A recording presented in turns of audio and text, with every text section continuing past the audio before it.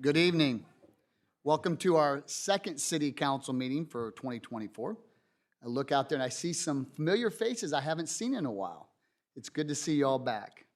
If we would, let's everybody stand. We're going to have a prayer led by Jerome Sack from Radiant Christian Life, and then we will roll into the Pledge of Allegiance and then hand it over to the council.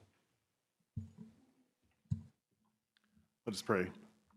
Father, we pray that you would bless this evening's city council meeting. We thank you for these leaders who are committed to the best interest of our city. We thank you for those in the past who you gave wisdom and discernment to as they laid the foundations of the city that we're privileged to call home.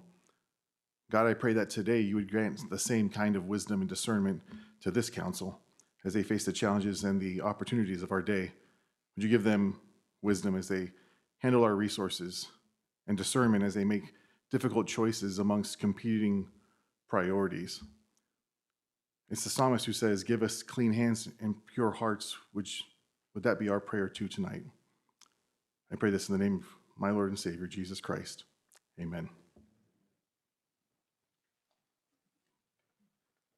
Allegiance to the flag of the United States of America and to the republic for which it stands, one nation, under God, indivisible, with liberty and justice for all.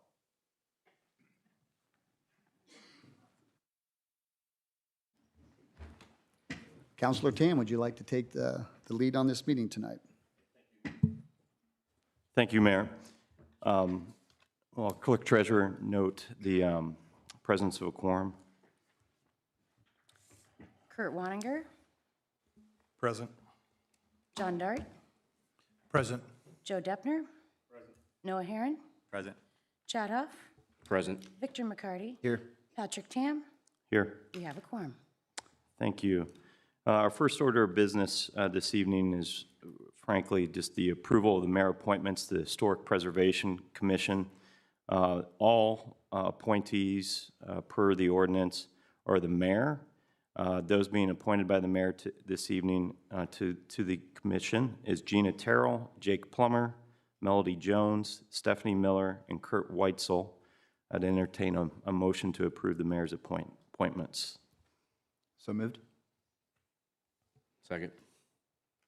We have a motion by Councilor McCarty, a second by Councilor Huff. Would you like to call the vote or any discussion? Marla? John Dart, Yes. Joe Deppner, Yes. Noah Herron, Yes. Chad Huff, Yes. Victor McCarty, Yes. Patrick Tam, Yes. Kurt Waninger. Yes. Motion carries 7-0. For those of you following along, we also are continuing two items that were originally published to our agenda, but we're continuing that to the next meeting, which is Resolution 24-100, which is the fiscal plan for Ordinance 2401, and further continuing naturally the Ordinance 2401, which will be considered in our next council meeting, is the anticipation there. We also now need to approve the minutes of the January 8th meeting. Take a motion to approve the minutes. Make a motion to approve. Make a motion to second. Thank you. Motion made by Councilor Waniger, seconded by Councilor Dart. Marla, could you call the roll?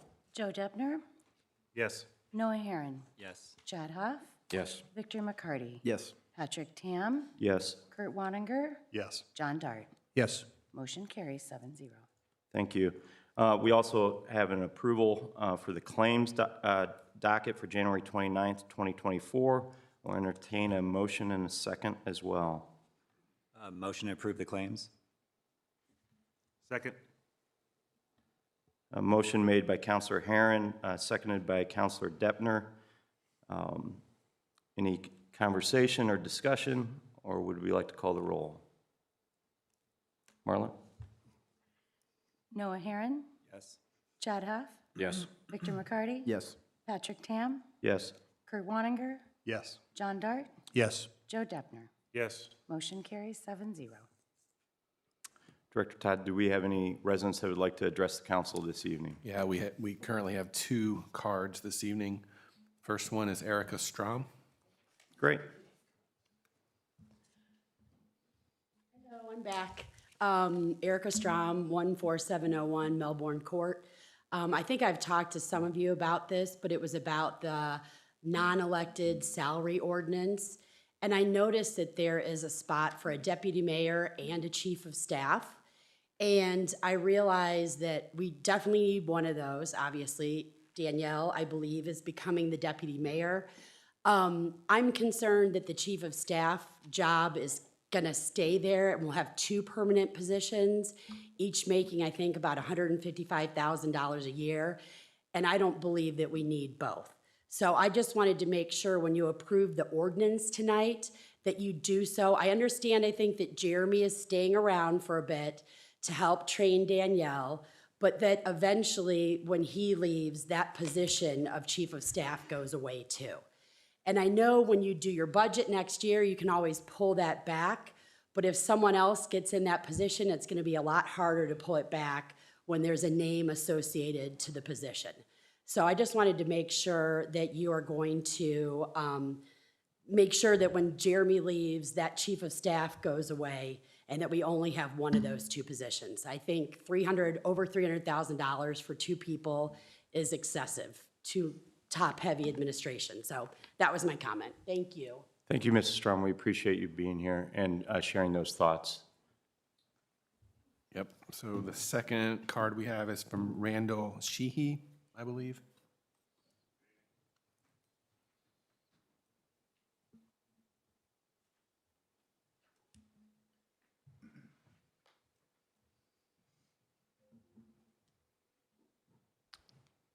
Good evening. Good evening, Randall Sheehy, 1223 Forest Hills Drive here in Westfield. My public comment was regarding the ordinance 2401, the Shear property, which is being continued, being continued on the agenda. So that's being pushed to the next meeting. Is that right? And that decision was just made within the last couple of days?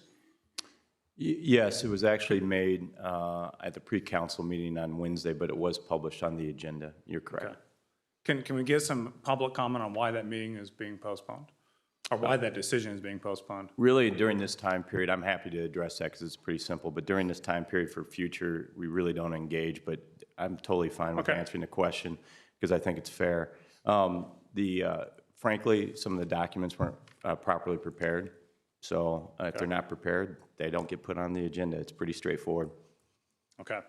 So hopefully my travel schedule allows me to be here for the next city council meeting. I was here on January 8th, provided public comment. I'd like to provide a document for public record, and that's the concept plan being presented for this industrial park at the corner of State Road 31, State Road 38, our most visible intersection and gateway to the northern edge of our city. This plot plan represents a dozen lots. This development, Mr. Willis, we've discussed and exchanged emails. I can provide those for public record as well, where you've indicated this will reflect the look and feel of the North Point development. And I think any of our residents here in Westfield would agree that having another industrial park lining the east and west side of 31, almost across the street from each other, is not a gateway to a premier city. So I'll provide this for public record, and hopefully I'll be able to make the next city council meeting to address this more. Hey, thank you for giving that to Director Todd. We appreciate that, and we'll take a look at it. Greatly appreciate it. And if I might, just for the record, I've not seen a development plan from them, so I don't concur with what you're saying is that's what it's going to look like. Yes, I would assume that we'll have some industrial or technology component to it. We've had no conversations around the development plan, and we still have not to this point. So just wanted to make sure that record was clear. Mayor Willis, with all due respect, we have exchanged emails. I'll provide those for public record. You clearly indicated this development would have a look and feel similar to North Point. I'm happy to refresh your memory on that. Separately, I said the. I also would expect- provided, let me finish my comment, please. Separately, I also provided the PDF document from the real estate agency that's promoting this property. And I want to remind everybody, the only portion of this property, about 1/5 of this land is within Westfield. The only logical entrance into this property that has any economical value to a developer is controlled by Westfield. The balance of this land is controlled by Sheridan, which we want to take. We want to take their land, okay? We want to take their land as a city without sharing any details on that development or this plan to the community. I find that highly inappropriate, both as a neighbor to our north and highly inappropriate for the residents of Westfield to assume the liability of additional land and the cost that comes with from a city services standpoint when no formal plan has been presented to the community. So you want to make a decision to annex land? You've got to, right, consider that. Are we 3 weeks into your term? Right? So give that some consideration. Thank you. Thank you, sir. I'll provide the emails, Mr. Wilson. Director Todd, do we have anyone else, just the two? Thank you. Tonight, we're going to have a 161st Street tunnel update from Director Jonathan Nail.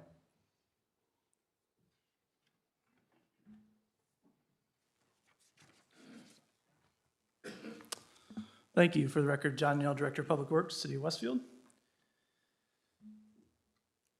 Just so we're all on the same page, when we talk about the Monon Tunnel under 161st Street, we're talking about a project just west of US 31 on 161st Street, where we currently have, this is an old picture, but what was an at-grade crossing of the Monon across 161st Street with overhead flashers.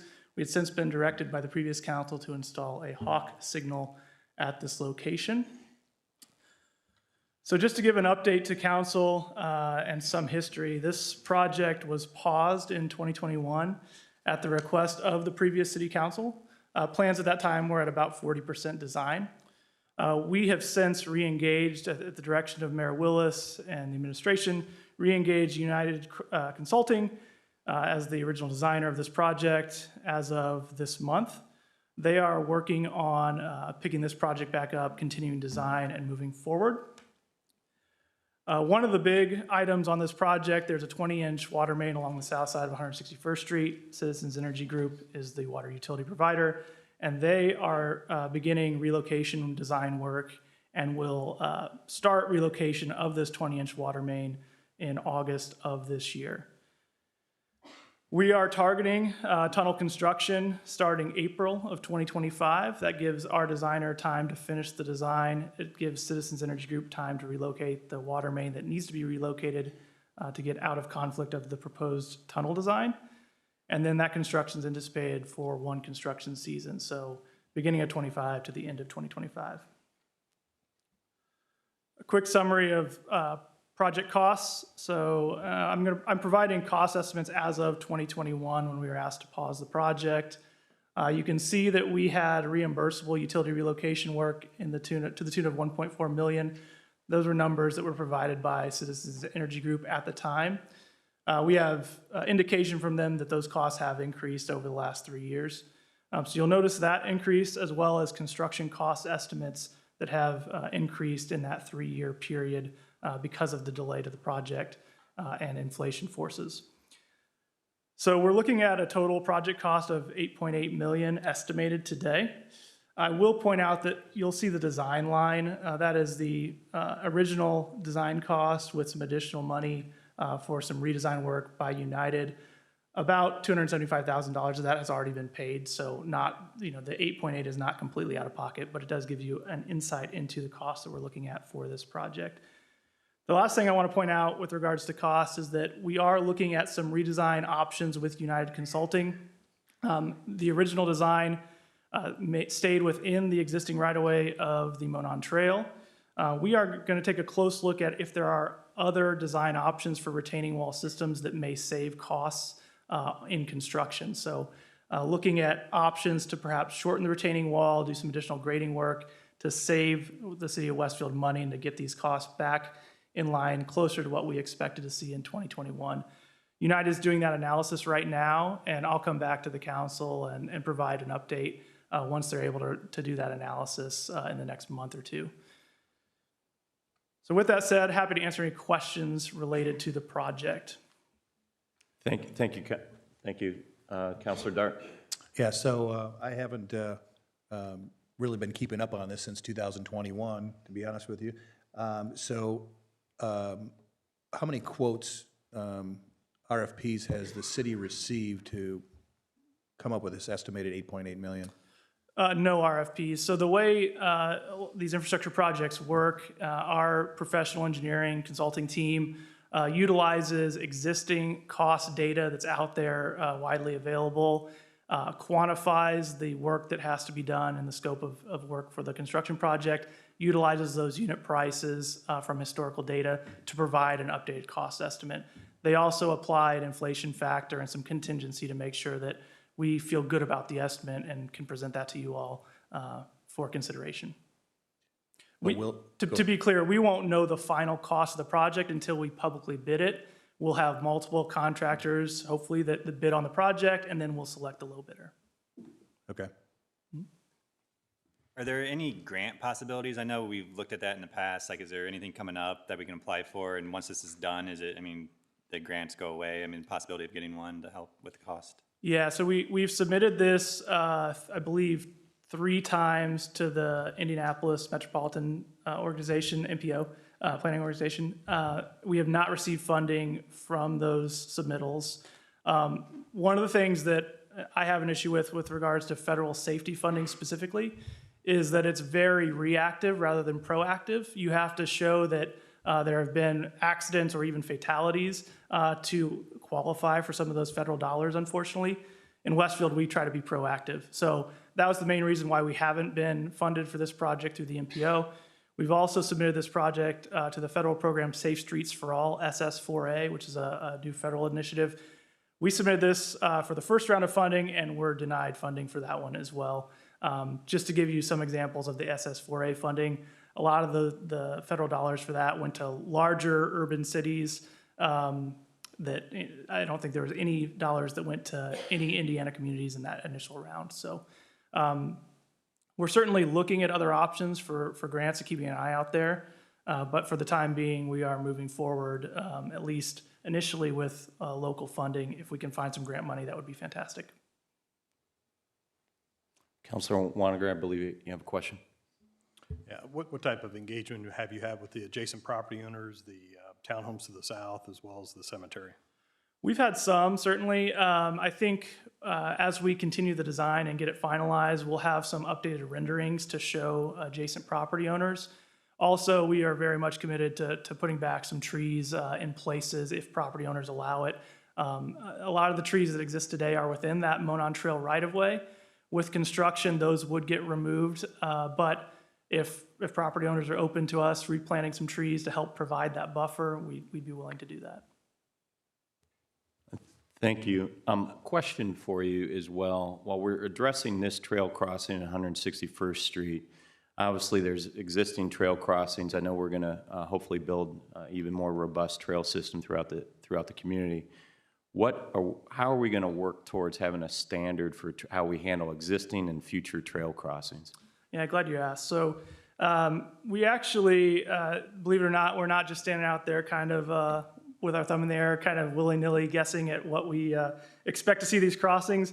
There is a guidance document out there that's kind of the standard that we go off of heavily. So that's the NCHRP Report 562. That report is a comprehensive look at grade trail crossings and pedestrian crossings across roadways. It looks at several things. So it's a broad study of effectiveness at crosswalk treatments mainly. It looks at things like pedestrian walking speeds, distances to cross, and effectiveness of some of these treatments. And it's really important to understand that there's a variety of variables that go into a determination of what's the best effective crosswalk treatment for some of these. And some of those factors, just so you all are aware, traffic volume, pedestrian volume, vehicular speeds, number of lanes, accident history. I'm not going to read the entire list, but there's a variety of variables that we have to consider when we make a decision on how to treat these crossings. Historically in Westfield, we've looked at it as consistency is king. So, and that's bared out in the literature available as well. We have maintained our named trail crossings to have overhead flashers for all of our at-grade crossings of named trails. So that's the picture there on the left, overhead cautionary flashers. That consistency is important in our community so that drivers understand how to behave as they see pedestrians. It's also really important for our trail users to understand what to expect from drivers when they cross a roadway. We've also, in higher volume roadways, we've looked at pedestrian refuges in addition to those warning beacons overhead. You can see an example of that at Spring Mill, where the Midland crosses the Spring Mill. There's a small pedestrian refuge there. So as you start to see higher traffic volumes, higher pedestrian volumes, pedestrian refuges are a good option. And then lastly is a hawk system that we have installed at the 161 in Monon. A big reason why I was not a fan of installing the hawk system, despite what our council had directed us to do previously, was that it is different than all of our other crossings, and so it breaks that consistency in the community. I will say the hawk systems can be effective in certain locations. I would say that the one that's out there today at 161 in Monon hasn't caused a ton of congestion because not a lot of people use it. A lot of people are not pushing the button and not activating it. They're just finding gaps like they would if it was just an overhead flasher. But those are three options short of grade separation, so pedestrian bridges or tunnels, that we've looked at historically and will continue to look at. And then importantly, we look at what other communities and other agencies have put out there. So City of Denver has some really good literature on how to address some of these crosswalks. They've got some flow charts as well as some suggestions for how to do crosswalk treatments based on traffic volumes, design speeds of the roadways, and so forth. A lot of our crossings in Westfield are actually, if you look at that table on the left, are actually below that 9,000 vehicle per day threshold that Denver looks at. So a lot of these treatments that they would recommend are just markings and signing for crosswalks. Just to give you guys some context, our roadways across the Midland, Oak Ridge is 8,000 vehicles per day, Spring Mill's 9,000 vehicles per day, Cary Road's about 10,000 vehicles per day. So right around that 9,000 vehicle per day threshold. And then the Monon, some of the crossings there, we've got 169th Street at 4,800 vehicles per day, 156 at 4,000 vehicles per day. And then our big ones, 161st Street, 14,000 vehicles per day, State Road 32, almost 20,000 vehicles per day. So you can see how we've prioritized some of these crossings, looking at grade separations for our highest volume roadways. And importantly, the Monon sees significantly more pedestrian traffic, upwards of 200 pedestrians per hour at some of the peak times on the Monon. So those are Saturday mornings, nice days, things of that nature. So we try to prioritize based on volume and importantly on accident history as well. And then just additionally some guidance that's out there for hawk systems. What's your position or the city's position on a bridge at that location? So we've looked at that. United Consulting did an over-under study at the very beginning, and they, in their analysis, showed that the tunnel option was significantly cheaper than a bridge option in that location. I believe the analysis, I'm going off memory here, but I believe it was about $1 million cheaper for a tunnel than a bridge. A lot of that had to do with some of the utilities, not just the water main, but also a large fiber line that runs along the east side of the Monon Trail that would be in conflict with bridge piers. Any other questions or comments from council members? Director Nail, I thank you very much for the progress and further for your thorough explanation to my question in particular. Always appreciated. Thank you. Thank you. Next, we have another special order of business with a waste management update from Danielle Carey-Tolan. Oh, hand you this. Oh, the keyboard. Are you driving? No, I'm just joking. Good evening, council members. For the record, Danielle Carey-Tolan, Chief of Staff for the City of Westfield. We're just going to update you on where we're at with waste management. We have signed the negotiation contract back in December. It was about a 6-month negotiation period to get to where we're at today. And we've had some good conversations with them. And I'm going to have Kayla Arnold talk about our communications plans on how we're going to talk to our residents about this change. Thank you. For the record, Kayla Arnold, Director of Communications. Do you just want me to scroll? Okay, great. So as Danielle mentioned, there's going to be some transition with waste management. So the city will no longer handle the billing for waste management. That will all be done through waste management. So we know that's going to be a change for our residents. We wanted to put together a communications plan, just let everyone see that and see the touch points that we'll be doing over the next couple of months to let everybody know what that will look like. So in January, so this month, we're working on building out a frequently asked questions portal on the city website. We have a full page ad in the Westfield magazine for March, and we will be dedicating a portion of that ad to this change. So just be on the lookout for things changing with waste management. And then the city will continue to bill for stormwater. So we will have continue that stormwater insert for those that do get the paper bills as well. We went with Westfield Magazine, and that is one that touches every mailbox in the city of Westfield. So we're confident that we can, start to get that in front of folks. And then in February, later this week, we will be working to push out a press release that will have the information in there as well with some top priority FAQs that waste management traditionally sees when a transition like this happens. We'll direct back to our website, and then we'll also do several pushes on social media as well as inclusion in our city newsletter, which if you're not signed up, you can sign up on our website for that. And it used to be a monthly city newsletter. It is now bi-weekly, and as things progress and summer rolls around the corner with different events that are taking place, we will increase that frequency as well. And then in March, it'll be included, as I mentioned, in the stormwater bill that residents will see shortly after the 1st of March. The week of March 4th, we'll do another social media push reminding folks to be on the lookout for that first bill from Waste Management, again in the city newsletter. And then I'll come back in front of you all at the March meeting, March 11th meeting, I believe it was, to present, remind people that it's happening. And then with that press release that we'll send out later this week, if we need to send out another one as we get closer to kind of remind people, get our friends at the Current and the Reporter to pick up that and run it, we're certainly willing to do that as well.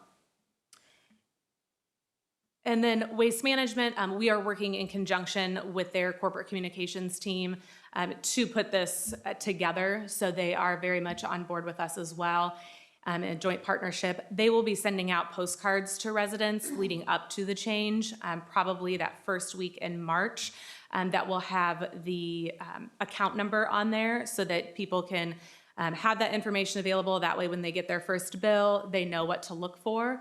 So there are a lot of features that they'll be able to do, that residents will be able to do that they haven't traditionally been able to do in the past since the city has handled the billing. So things like going online and being able to do a bulk pickup schedule. You'll no longer have to call in and wait and leave a message and then have them call you back. You'll be able to go online and just schedule that. And pay your bill online. You can set up auto pay, or if you still prefer to mail a check in, there will be a payment remittance on the bottom of the invoice that you can mail a check in as well. So just a few more features that folks will be able to take advantage of that they traditionally haven't been able to in the past. And then the last slide is just some sample text that they gave us. So beginning in April of 24, you'll be directly billed by Waste Management for your waste collection service, and you'll no longer pay through the city of Westfield. So if anybody's listening that does have that auto pay set up, might want to cancel that, and we'll take care of those folks that do have credit balances on their accounts. So we're working through all of the logistics on that end as well. So happy to take any questions. Yeah, thank you, Kayla. For those of us that may be on auto bill, this will be harder than what it should be, speaking from some experience. Thank you for that presentation. Any counselors, do you have any questions, comments? Kurt? For the stormwater billing, that'll still be mailed quarterly? And Correct. that would be the only bill that'll be received then, correct? Correct, from the city of Westfield, yes. And what will rate change? Will there be a rate change? To my knowledge, there's not a rate change. They are locked in until the year. At least 1 year? At least 1 year. Yeah. I heard you mention something about bulk pickup. Yes. So they'll do that at your home? If you are trying to get rid of a mattress and you need to do bulk pickup, so there is an additional fee for that. There's always been an additional fee for that. Now you'll just be able to log into your waste management account and schedule that because it's not run on the same day that your traditional trash pickup is done.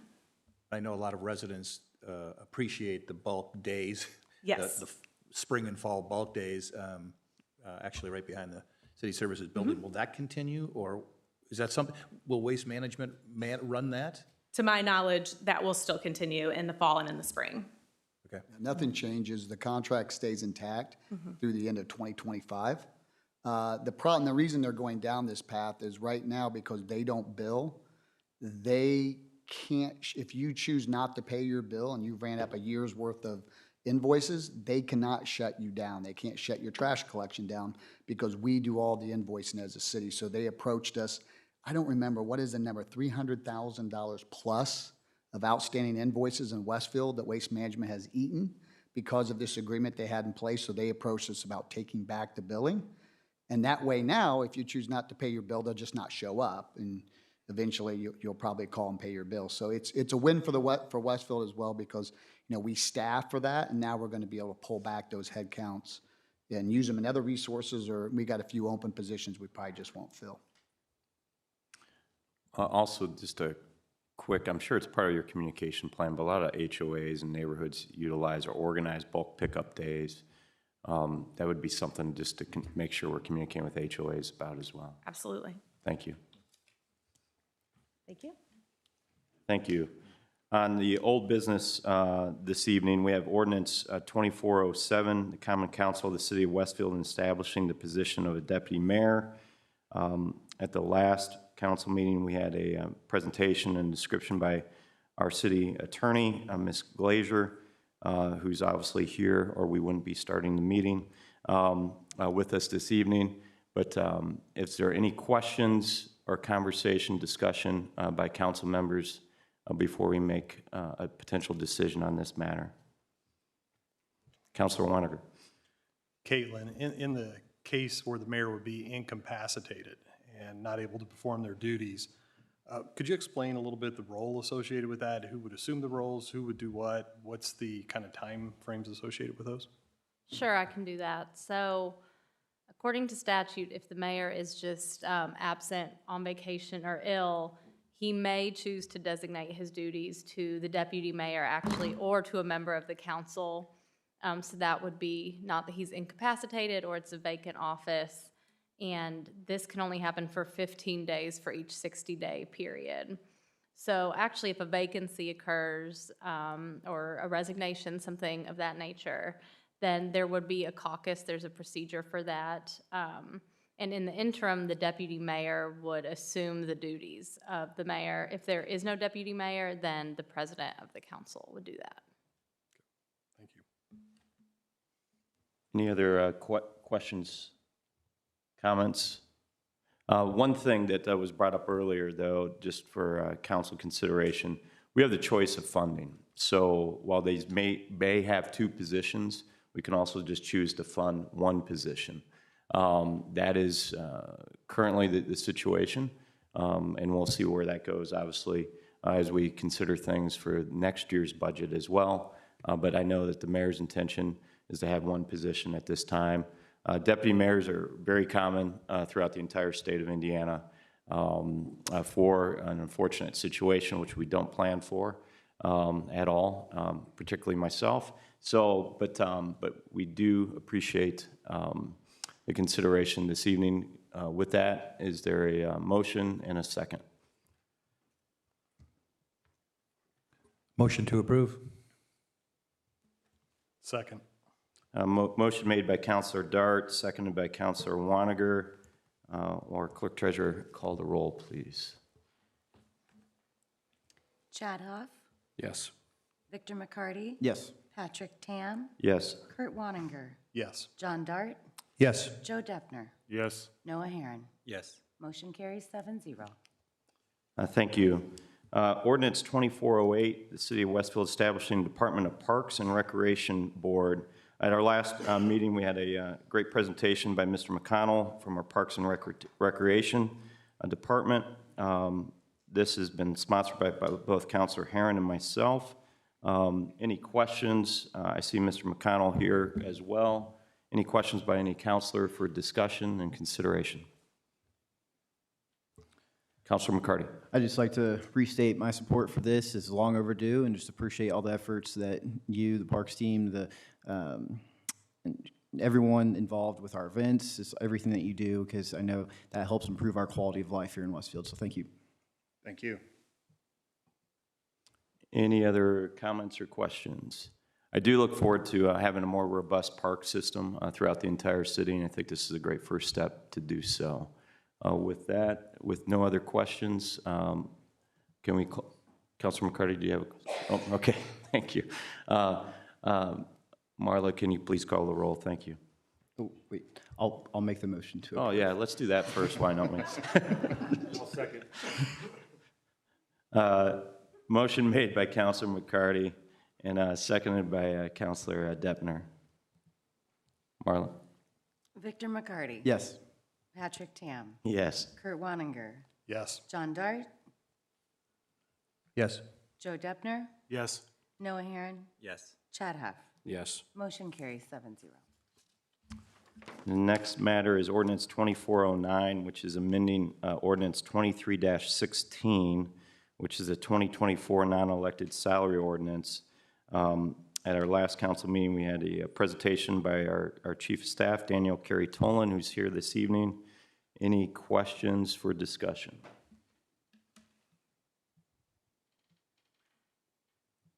Hearing none, can I have a motion and a second?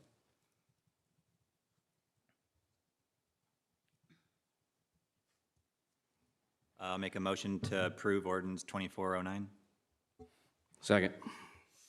Motion made by Councilor Herron, seconded by Councilor Huff. Will our clerk treasurer please call the roll? Kurt Wanninger. Yes. John Dart. Yes. Joe Deppner. Yes. Noah Herron. Yes. Chad Huff. Yes. Victor McCarty. Yes. Patrick Tam. Yes. Motion carries 7-0. We'll move into new business this evening. We have a resolution 24-101, a tax abatement for Isotopia USA. And we have Mr. Kai Chuck here to talk to us about this important decision as well. Thank you, President Tam. Good evening, councilors. For the record, Kai Chuck, Economic Development Department. I help to present the 10-year personal property tax abatement resolution. Isotopia USA Inc. is an attraction project, which means it'll be new to the Westfield community.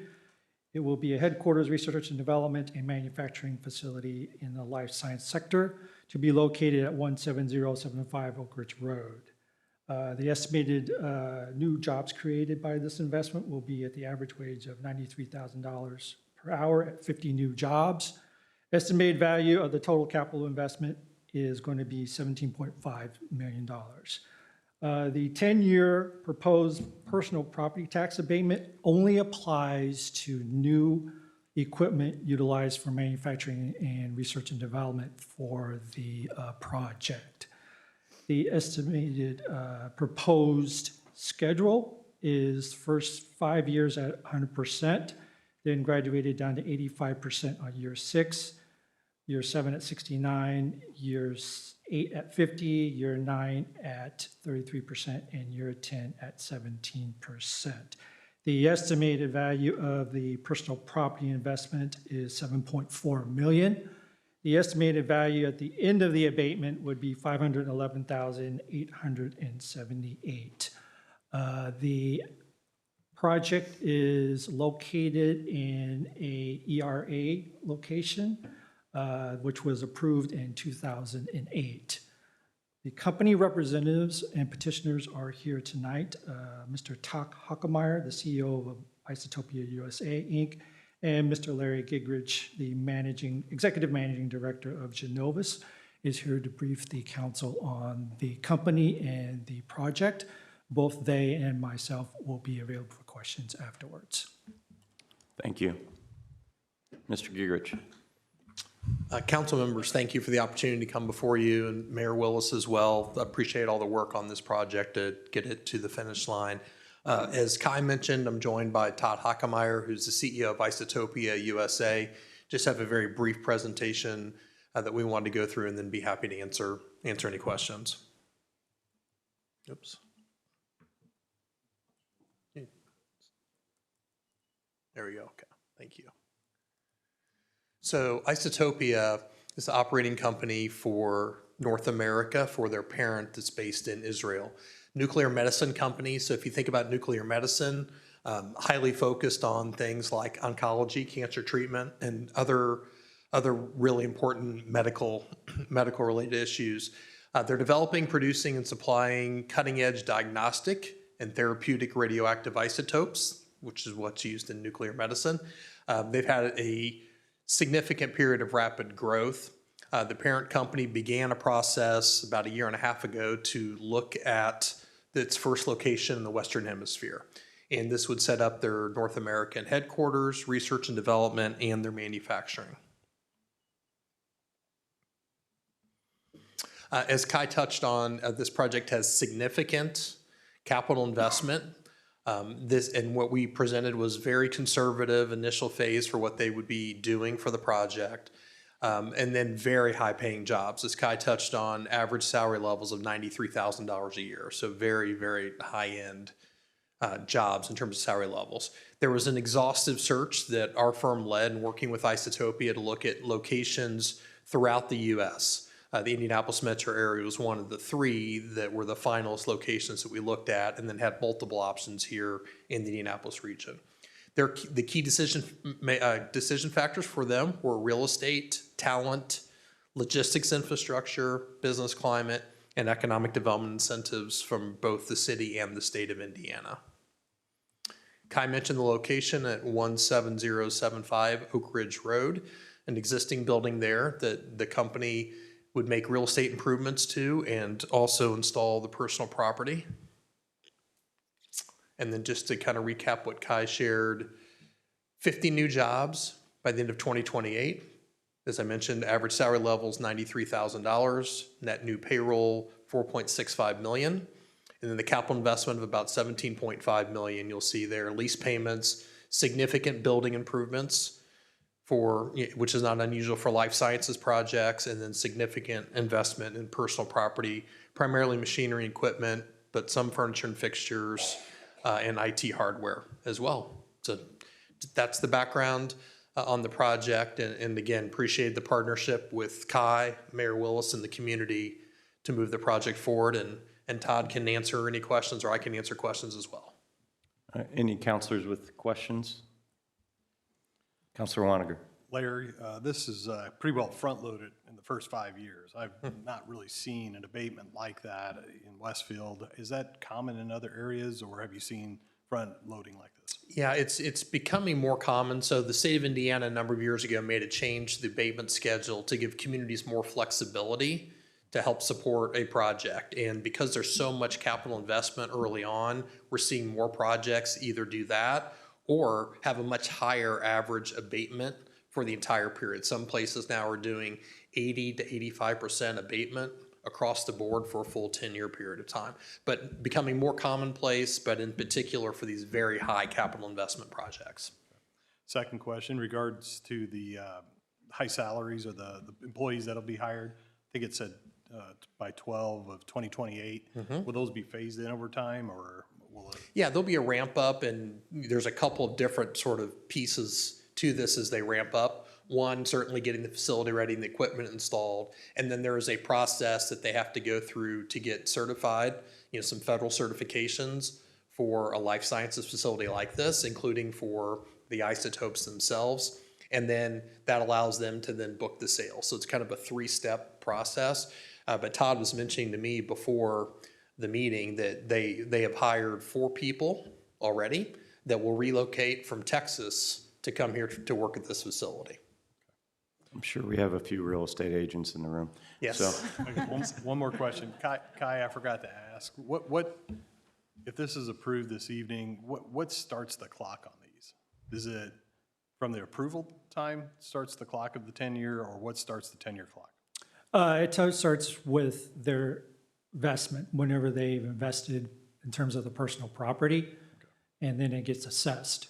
So they can start this year if they're, according to their timeline, or whenever that they get assessed in terms of their investment. Okay, thanks. We would probably start it this year, in 2024, only because, as Larry was saying, the majority of the money is all getting spent right up front because of so much capital investment that has to go into building the clean rooms and acquiring all the equipment and that. And then after that, it's operational expenses. Yeah, so if you think about everything that gets invested this year would be then assessed January 1 of 25 for then taxes payable in 2026, that 1 year lag, as you know. Any other questions? Councilor Dart? No questions, just like to welcome you to Westfield. Awesome. I think all of us would second that. Yeah. We're super excited to have a great life sciences company to bring new jobs and frankly, new people to the state of Indiana. We'd love for them to all live in Westfield too, so. Interestingly, not only have they come from Texas, but we've, like our head of quality, she just moved up from Broad Ripple and is now purchased a house here in Westfield as well, so. Those local income taxes are really important to us. Well, Yes. frankly, that was one of the biggest things is you can't beat this particular location. I mean, we looked all throughout the northern part of Indianapolis and, it's work-life balance. And that life balance is really, you guys are doing a great job here in Westfield. Thank you. So you're doing business in the U.S. already? I mean, We're not. Okay. So, as Larry was indicating, right now, the facility's being built out. We just signed the engineering contract last month. And while all that's getting done, there's a tremendous amount of preparation, documentation, and qualification activities that all have to be submitted to both the U.S. Nuclear Regulatory Commission, as well as, and more importantly, the Food and Drug Administration. So we won't see our approvals probably till as early as 2025. And then we have to take that product and give it to our customers for them to test and for them to submit their approvals. So it's a long process before we're even able to begin shipping our first commercial product. Who are your customers? Who would your customers be in this industry? Eli Lilly, which just acquired Point Biopharma. That's where I came from. Novartis. Actually, all of Indianapolis is kind of set up as a global hub for nuclear medicine. So you got Novartis, you got Curium, you have Cardinal Healthcare. They're all right here in Indianapolis, and the fact that we can actually drive our product 30 minutes to our customers versus everybody else trying to bring it across an international border is a big deal. So. And the other part of it too, from a shipping perspective, if they have to ship it out, the fact that there's a FedEx hub here. So as you look at different places, Memphis, Louisville, Indianapolis, very strong in that area because of the shelf life of the product and how quickly it needs to get out as well. And that was a big plus. And Larry, correct me if I'm wrong, but testing my memory, I think you worked on that project to land FedEx. Is that correct? Yep, back in the Goldsmith administration. That's what I thought. Yep. Any other questions or comments there? One more. So do you see this building long-term future, like growth-wise, like 10 years down the road, being able to sustain the size of the company, the branch that you're making, or you possibly grow to a bigger building, or? We were pretty fortunate with this. It's a pretty good size. I mean, it's only a portion of that overall building, but we make a complete batch in a vial about this large. You don't need a lot of radioactive material to make a lot of drug substance in that. So we've built this out to be very large commercial scale. Now we're also in the process of making drug products, and we can do clinical trial size batches in that here in this particular building. But we know that if we ultimately get to a phase 3 or commercial scale, we're going to have to build a facility probably about 3 times the size of this. And we'd want to hopefully build it close by. The other thing I'm proud of, we've set a minimum wage for our company, and that is $25 an hour. We think that that's the least amount somebody can reasonably work and make a living and be able to afford their lifestyle, so, for what that's worth. Thank you. Thank you. Can we entertain a motion unless there's some more conversation?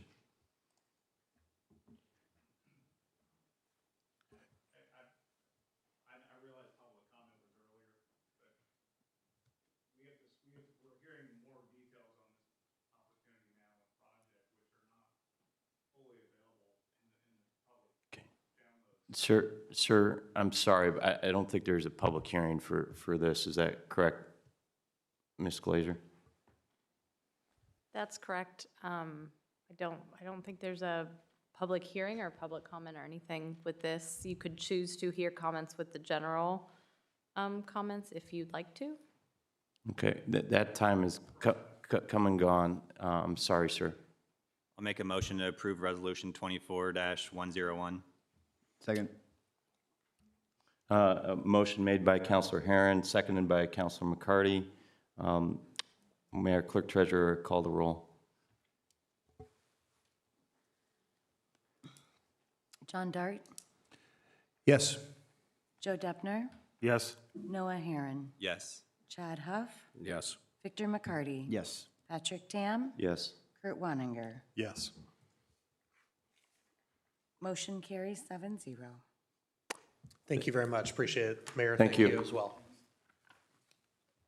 Our next item on our agenda is Resolution 24-104, which is the Council Rules of Procedure.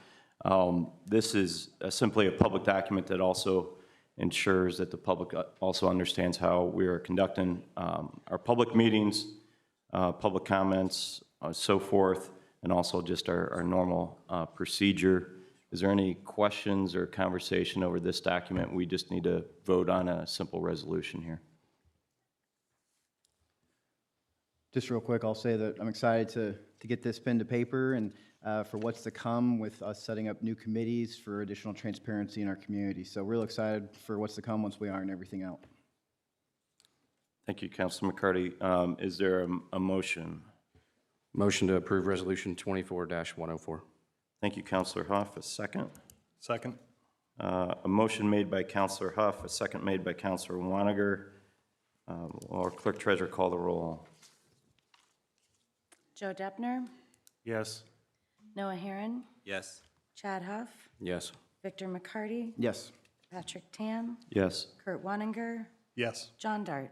Yes. Motion carries 7-0. Our next items on the agenda is Ordinance 2403, the Grand Millennium PUD Amendment 3. Worked through with staff as well. The first reading is this evening. The APC will have a public hearing on February 5th with some anticipated dates in the agenda there. We do not need to take any council action this evening. We're simply making a reading and it will be assigned to the APC for a February 5th hearing. Ordinance 2404, which is the Ravina PUD as well. Tonight is the first reading on January 29th. The APC public hearing also will be February 5th, 2024 as well, with a workshop date of March 18th. And then Ordinance 24-05, which is the Winterberg PUD, sponsored by Councilor McCarty as well. The first reading is January 29th this evening. The APC public hearing is February 5th as well, and the APC workshop is March 18th, 2024 as well. Those are just simple first readings. Those will be assigned to the APC, where they will have public hearings and frankly workshops as appropriate as well. Our next item is Ordinance 24-06, which is additional appropriation in excess of the budget. That will be introduced and discussed by our mayor, Mayor Willis. Good evening, gentlemen. Yes, next slide. So just to kind of fill everybody in how we got to this point, once I realized that I was not being opposed in the general election, we started to form a transition team to look at every nook and cranny of the city, from staffing to public safety to development. You name it, we did it. We had a very robust team. And through that process, I developed a new vision for how I wanted to staff or structure our city moving forward. And we're trying to align more to what corporate America does, although we are not a business and there are differences, but we tried our best to try to staff in a way that made sense long-term for the city. Through that process, I've identified some headcount additions that I felt we needed through this restructuring. So some of the things we're going to cover here shortly are a result of that restructuring. And then some of them were, quite frankly, headcount additions that the previous council had refused to support. Over the last 4 years, our city has grown by over 20%. And yet during that time period outside of public safety, we did not hire any city staff members to support that growth. And we are feeling that effect in certain departments. And certainly as I anticipate, and I'm sure all you anticipate, activity is going to increase here in the next year or two. We need additional resources to serve our residents in a way that they have grown to expect living here in Westfield. And then the fourth bullet, one of the things, the other thing that the council did not do is because we had some, in our non-elected official pay ordinance, we had residents that were butting up to the top of that range. That our typical 1% cost of living adjustment would cause that to fall outside of that range. The council was not willing to adjust that ordinance. So I am asking for you all to consider a 1% cost of living adjustment for those employees, and there was a handful of them that got left out because of that, that decision. Limited number of directors. We're asking for 3 that we're going to ask for a one-time bump in base pay. One of the things we did during our transition team process was look at what our competitors are paying. Who are our competitors? Other cities, engineering firms, IT companies. There's a variety of industries that we explored. And we saw some gaps in a few employees that we felt we needed to cover. One, because it's the right thing to do. But 2, coming from the world of executive search, I can tell you when you underpay your employees, that usually sets you up for somebody taking them. And it would have cost us a lot more to backfill that position. And when you throw in training and other expenses, this was the prudent thing to do. Budget remains balanced. So we're asking with this roughly $3.2 million appropriation, we still have a $5 million surplus for this year's budget, and our cash reserves will be sitting at roughly $23 million. So we certainly have the money for this additional appropriation, and we think it makes sense. It's a good investment for our community moving forward. Also, one thing I would make note of, with the Grand Park agreement and the timelines we're looking at, we're going to have some budgeted dollars that are going to come back to the city that won't be spent because of when that contract will take place. So on top of that $23 million, we could have another, I don't know, $250,000 to $500,000 rolling back into the city coffers as well. Next slide. So I'm going to go through this line by line and try to be as transparent as I can. What I'm not going to do is when I say, hey, it's $40,000 in benefits, I'm not going to break it down from, 401 or 457 to PERF to medical. There's many things that add up to the benefits, but just trust that our financial experts have ran the numbers, and these are real costs associated with the hire. So first off, in administration, Jeremy Lawler was asked to stay on board to do some on-the-job training with Danielle. That runs through the end of next month, and then he'll be transitioning out. In addition, there was an employee that fell outside that 1% cost of living adjustment that we've already discussed. In addition to that, we're asking for $448,175 for additional professional services. A big chunk of that is in consulting fees for our ACFR guidance. As we've discussed, and for those here in the room, the city is sprinting very rapidly towards hopefully a AAA bond rating, which will save the taxpayers an immense amount of money. We don't have the expertise in-house, nor do we have the personnel in-house between ourselves and the clerk treasurer's office to make that happen. So we're going to be bringing on some consultants who have experience with this And if we were able to achieve that, we'd be the only city in Indiana that I'm aware of that's been able to achieve a AAA bond rating. Fisher's had it at one time. They've since lost it.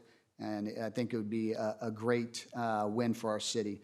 Advisa, we hired a consulting firm called Advisa to do a staff evaluation of our culture, to help Danielle and I, as we come in, to move the staff and understand, hey, where are we strong, where are we weak, and what can we do to build a stronger culture within the city. Why is that important? Because the city of Westfield is in the business of customer service. That's what we do.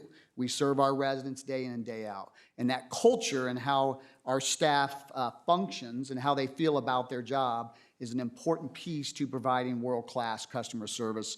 And so we felt it was a good starting point with the new administration to come in and do an evaluation of that. And we are in the midst of that now.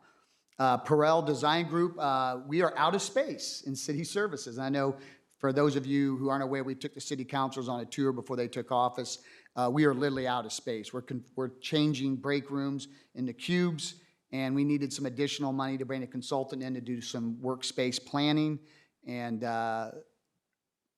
from that, we'll be doing some light construction work at city services to be able to accommodate the growth that we're experiencing as a city. And then lastly, professional development.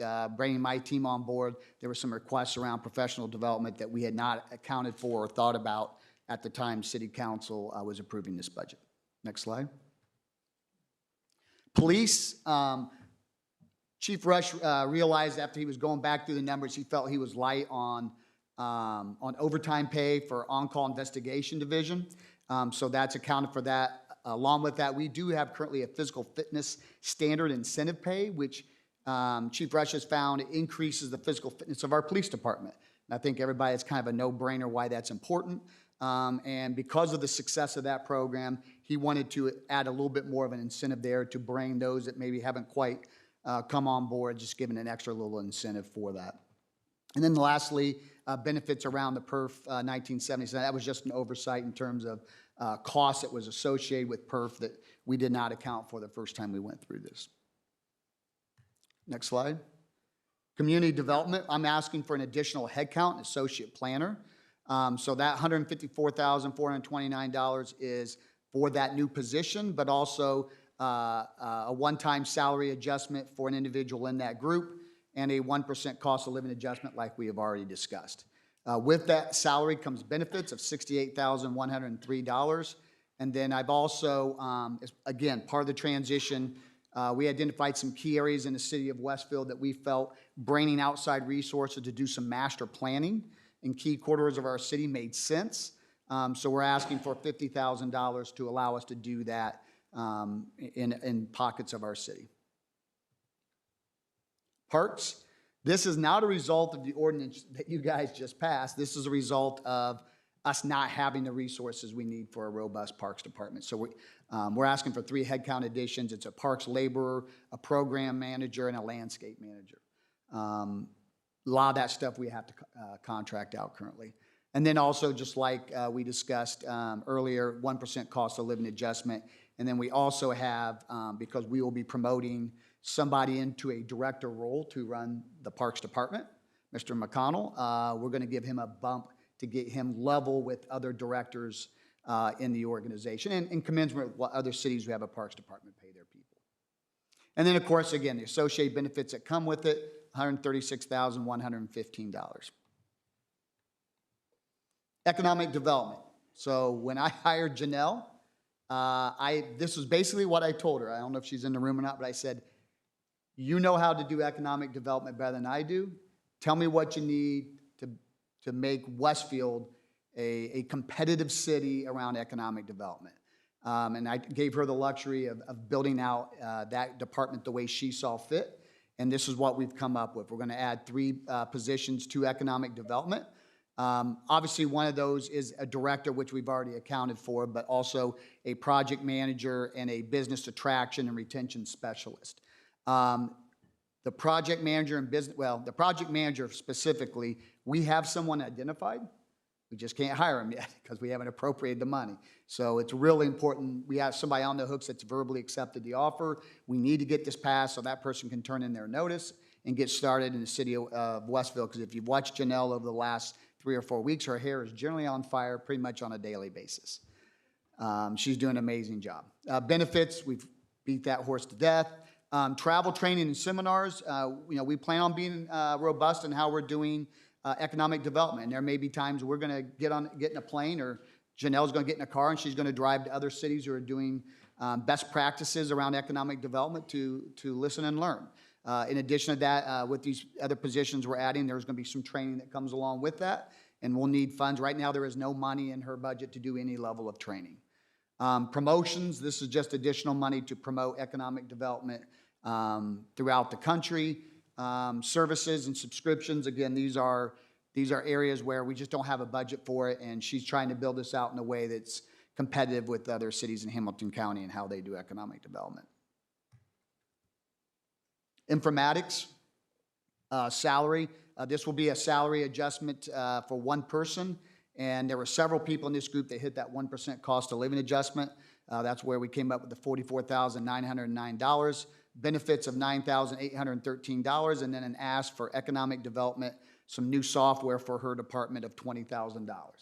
Believe it or not, we don't have software for economic development right now, and this is something that will really give Janelle and her team the tools to really start to dive into economic development. Imagine a sales organization that doesn't have a database or a software to function, and that's kind of what we're facing right now in our economic development group.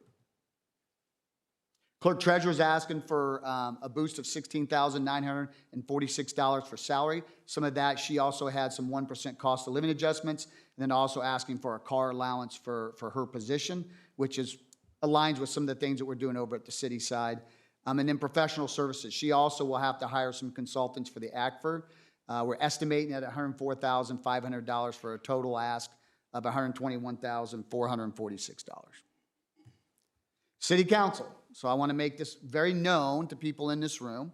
Part of what I did in my transition team was not only to look at our staff, but also look at how we pay our city council.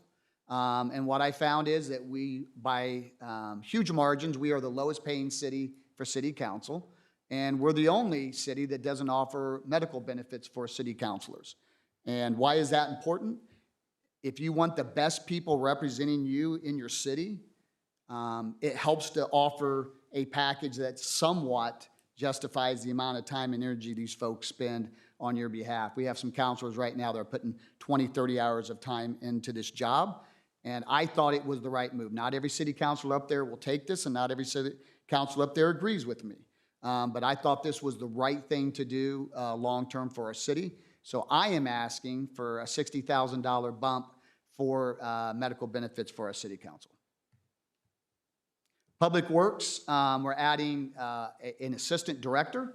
And again, we've talked about this already, the 1% cost of living adjustment. The benefits that come with that are $56,991 for a total increase of $174,839. Communications. Excuse me. Asking for a headcount addition for a marketing specialist. We'd also like to be able to hire a couple interns in the summer. Summertime is really busy for us with events and other things that we do in the city, and that would go a long way in helping alleviate some of that burden. And like a lot of departments, we do have a few people in that group that have a 1% cost of living adjustment ask. $51,921 in benefits, travel, training, and seminars of $6,876, and then printing, and let me talk about this because I'm very excited. If you've ever lived in Carmel, you get this really nice 6-page color newsletter each quarter that tells you what's going on in our city. And I promised when I ran for office that I would over-communicate as mayor of Westfield, and this is one of many tools that we're going to use to try to get the word out more to our residents. Not everybody receives information online, especially our older population. And I know, for whatever reason, I think Carmel does it to thumb me, but I get their newsletter every quarter, and I have to admit, I sit there and read it, and it's really fantastic, full of information. We're going to be partnering with the schools and the Chamber of Commerce, so we're going to be splitting that cost 3 ways. That will be our burden of the newsletter, but it will be a newsletter that all entities in Westville will be using to communicate to our residents. I think it will be a nice addition. Guest services, we just had, I think, 2 employees that needed a cost of living adjustment. Their total ask is $5,662. Human resources, we desperately need an HR generalist in that group. I think most of you have talked to Brady and understand what she's dealing with. We also have 1 employee that will get a salary adjustment and then the 1% cost of living adjustment we talked about. Benefits reflective of $45,424, and then office supplies, she needed a desk for that headcount addition that she's hiring. So as you can tell, we're looking at we're dotting every I and crossing every T, but she needs a desk, so we got to spend some money to get that for her. Next, legal department. Again, we made a decision, the last council made a decision on a legal department without an attorney that we hired. So we weren't quite sure what we were doing other than we appropriated money for the salary. And so we're asking for some additional things, vehicle allowance of $6,000, subscriptions that she needs to do her job, legal education, memberships. There's some things that she has to attend or registrations that she needs to have that the city needs to cover. And then, well, I covered that at the bottom, legal administrative costs. And that, again, it can be public notices, it can be recording costs, mailing costs. It can be a variety of different things that she needs. Next slide. Facilities and events, this is a brand new department. And just for those in the public that haven't been following along, when I moved Kayla from, she was director of Westfield Welcome, I moved her over to take over the communications department. We decided to downgrade that position into a manager level role. And then bring in a new director that was going to basically not only oversee Westfield Welcome, but the various facilities that we have in our city. We do own some buildings. I anticipate that's probably going to grow in the next few years. And oh, by the way, now that we will not be operating Grant Park, and the person who has always managed Grant Park for us is becoming an employee of GPSC, we need somebody on the city side to provide oversight of contracts, what's happening at the park, conditions of the park, those kinds of things. This position will also oversee what we're going to create in our contract with GPSC, an oversight committee that will be a citizen-led oversight arm for what's happening at Grant Park.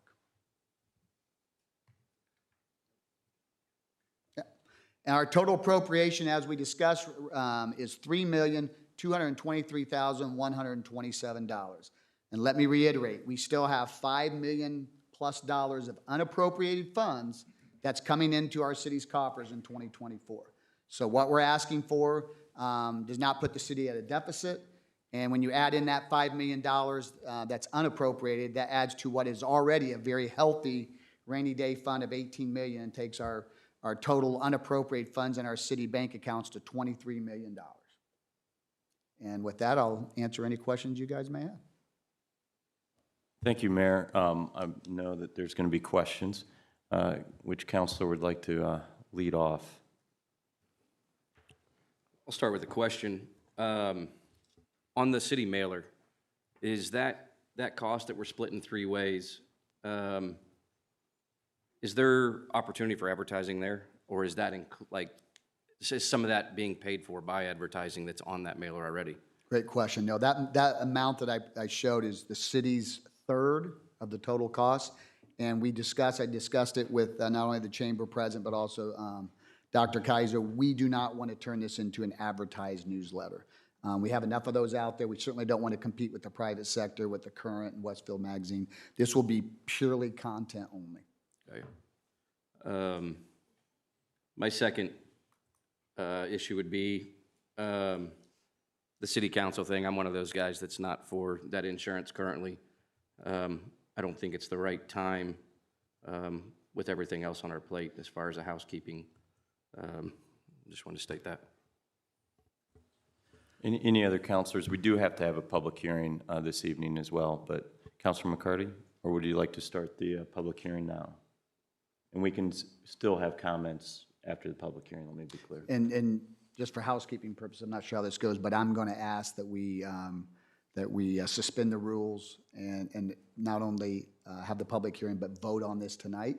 Because again, I have headcount additions on the hooks that I can't hire if we don't do that. And if we don't do that, I'm going to lose some people in the process. So it's really, really important we get this done as quickly as possible. We've been talking about this, as you guys know, going all the way back into December. So hopefully there's nothing up there that's surprising anybody. Thank you, Mayor.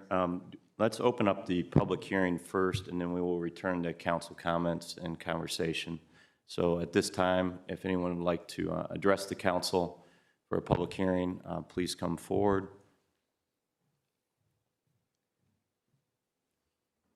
Good evening, and thank you for this opportunity. My name is John Asaturo. I live at 1607 Cantata Lane here in Westfield. I am very impressed of the mayor's plan. It seems like he's trying to manage the programs, and he's also trying to provide service rather than looking at all these other things. The only thing I am not in favor of is health benefits for the city council. And my belief this is a part-time job for the city council people. And I don't believe you should be getting health benefits while you're on the city council. And I didn't believe it when I was on the city council in Carmel, where they provided them and I turned them down. But other than that, I find the plan a good management plan, and it seems to me, Mayor Willis, that you know the direction you want to put our city in. And management's number one, and it seems like you got a great start. Thank you. John, you could just help. Well, I know exactly where you live. We just need that for public records, so. No, John's a great guy. He's a great constituent, and I've known him for quite some time. So with the public hearing, though, was opened up at 8:15. I'm still learning to do these time stamps. Any other comments from anyone in the audience this evening? With that, the public comment is done. Public hearing is done at 8:16, but we'll return back to councilor conversation. John, first, thank you for your years of service down in Carmel, and welcome to Westfield. Good to have you up here. So,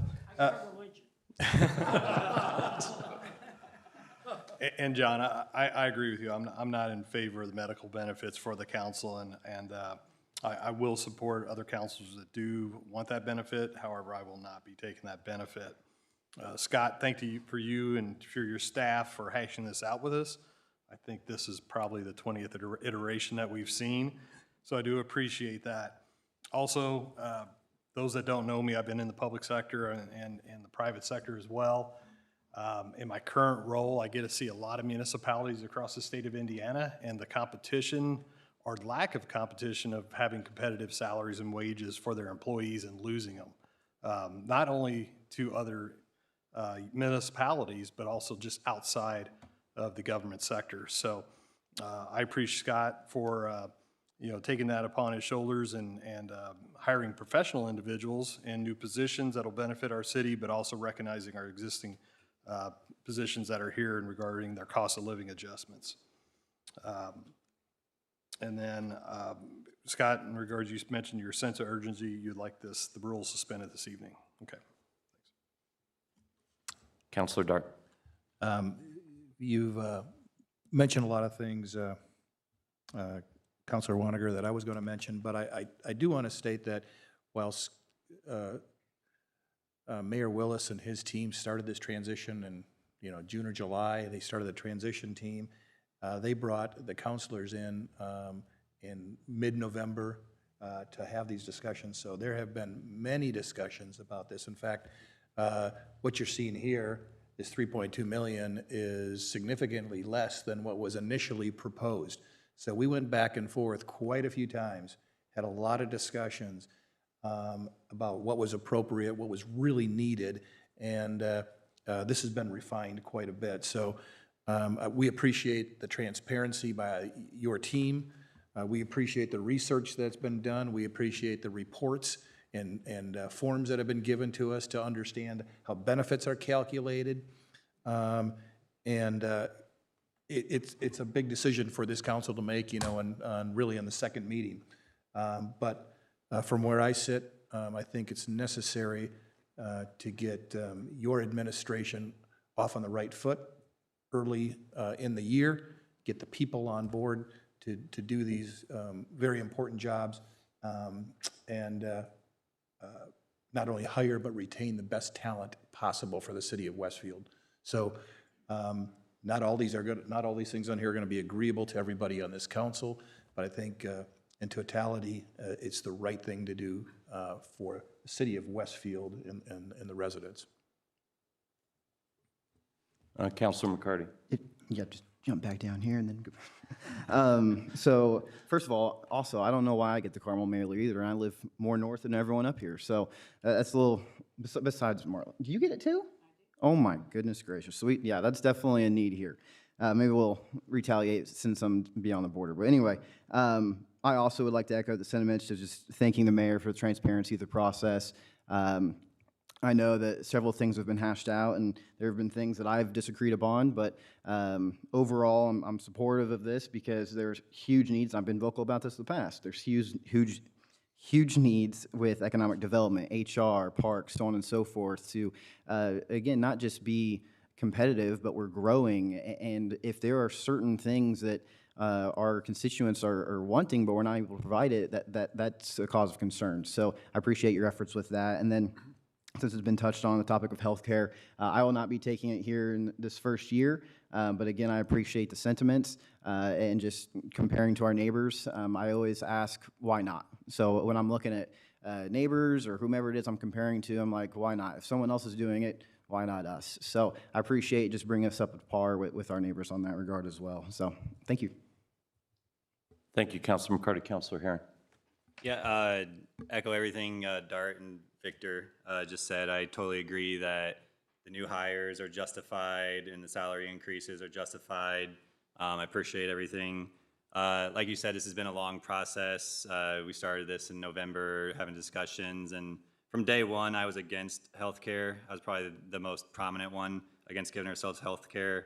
I asked that we could vote on it separately so that I could actually state my vote against it, but it somehow got wrapped into this whole thing. So I just want to reiterate, I'm totally for the new hirings and the salary increases and the whole slideshow, but giving ourselves health insurance benefits right off the bat, I think is the wrong thing to do.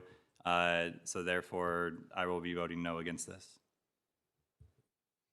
Thank you, Councilor Herron. Any other thoughts, comments this evening?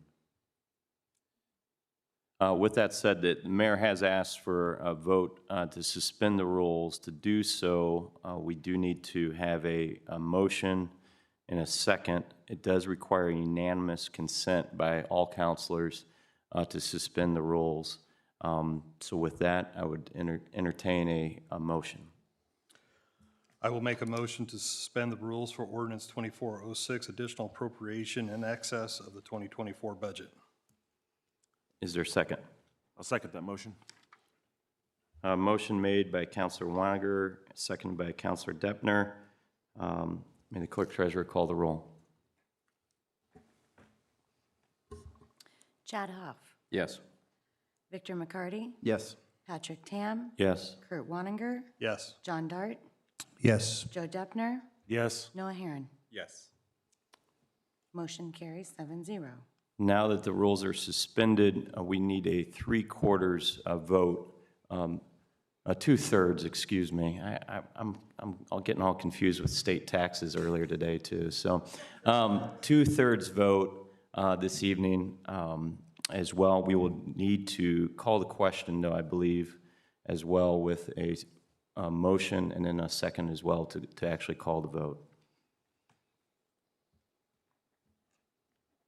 I'll make a motion to approve ordinance 2406, additional appropriations in excess of the 2024 budget. And a second. I'll second the motion. Motion made by Councilor Weininger, seconded by Councilor Dart. May the clerk treasurer call the roll, please. Noah Herron. No. Chad Huff. Yes. Victor McCarty. Yes. Patrick Tam. Yes. Kurt Wanninger. Yes. John Dart. Yes. Joe Deppner. Yes. Motion carries 7-1. You have achieved your 2/3 vote required. Oh, sorry, 6-1. 6-1. 6-1. Chair will have it. It's not just me. Thank you, Marla, for making me feel welcomed. The ordinance 24-11, which is amending the traffic regulations of the city of Westfield. It is sponsored by Councilor Huff, who's to be commended for his work on this effort for many important businesses in the community. But I don't know if Councilor Huff, would you like to say anything before Mr. Nail gives a presentation? Not at this time. I mean, we've got, I can't tell you how many hours wrapped up in this, but it's ridiculous. And so I'm pretty pleased with where it's at right now. I'll let John kick it off. Thank you. Thank you. Again, for the record, John Neal, Director of Public Works, City of Westfield. We typically do a traffic ordinance update annually. We felt it was necessary to do one. I think our last one was last fall. We decided to do one now, strictly really for two parking changes in the downtown area. This is a result of conversations. Obviously, Councilor Huff has worked on this. I know Danielle's worked on this as well. But working with some of our Park Street businesses to try and solve some of the parking issues on Park Street. And out of conversations with that group, this is the result that we're going to move towards. And so it's easier to show it in this exhibit. As a reminder, the traffic ordinance is the thing that actually allows us to enforce traffic regulations in the city of Westfield. But the exhibit before you is what we've come up with. It reserves 6 spaces at the end of Park Street, at the east end of Park Street, as valet parking only from 4 p.m. to 11 p.m. Tuesday to Saturday to help service some of our Park Street restaurants in their busiest times.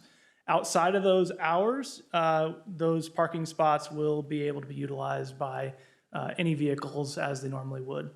In addition, there's 3 spots reserved for 20-minute parking, mainly intended for carry-out type uses.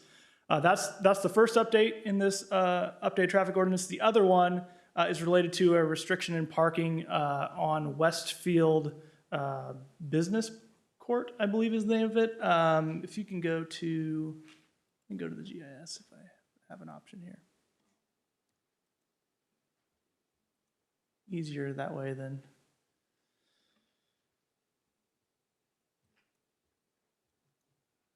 So at the southwest corner of US 31 and State Road 32, there's this kind of loop road, Westfield Business Park Court. It's a kind of a remainder of the US 31 project, but it just loops around here and terminates in a cul-de-sac.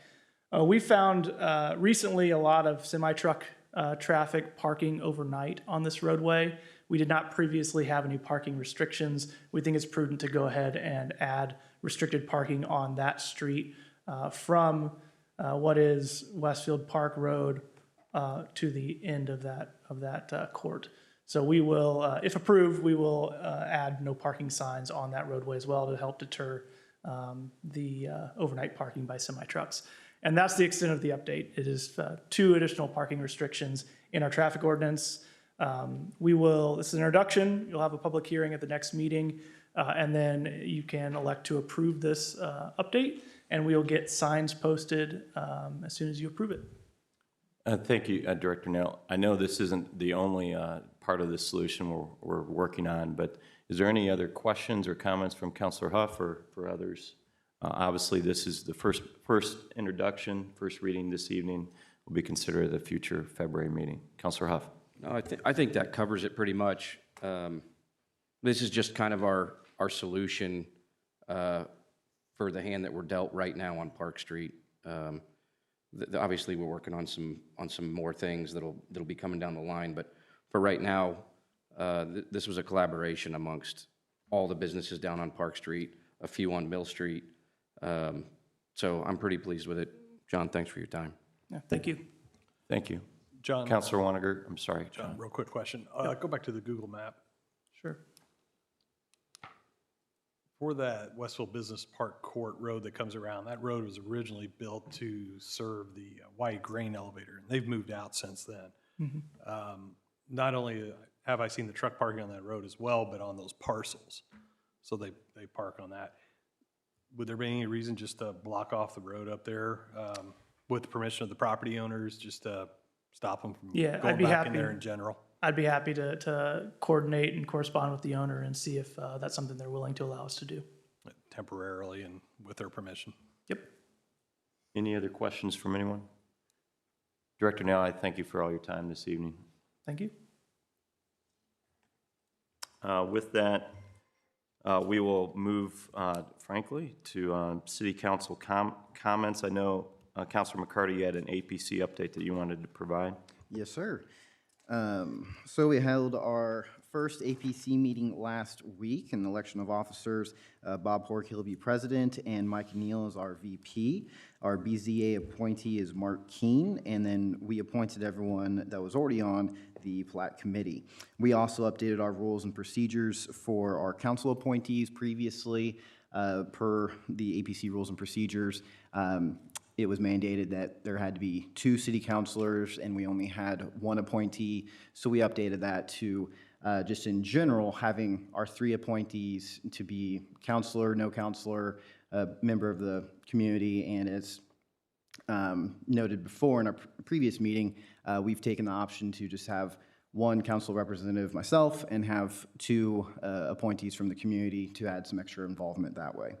And then on our consent agenda, we had the new school's tennis facility and their new transportation facility as well, and then also the Bonterra Retail Center.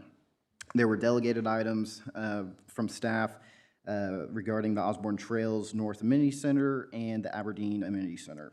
And we had 1 workshop item which was reintroduced to us with a majority of APC members being new, of Claiborne Farms, now known as Kimberwick Phase 2, located on Town Road, and they were back due to their extension request, just updating all the new members, and they'll be seeking a recommendation and approval from this body here in the near future. And then I just did want to make 1 note for Ravinia and Winterberg, for those who might be concerned with those. I know that neighborhood packets were sent out to those neighbors that are impacted or are next to the PUDs.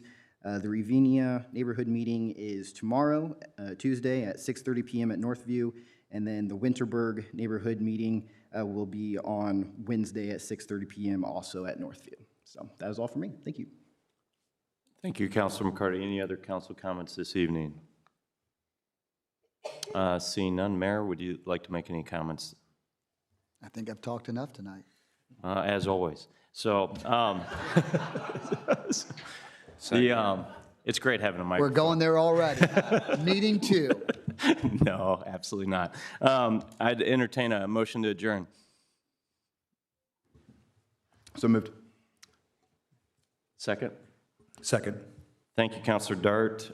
Councilor Huff, all those in favor say aye. Aye. Aye. Motion carries. Meeting's adjourned. I might as well have a little levity.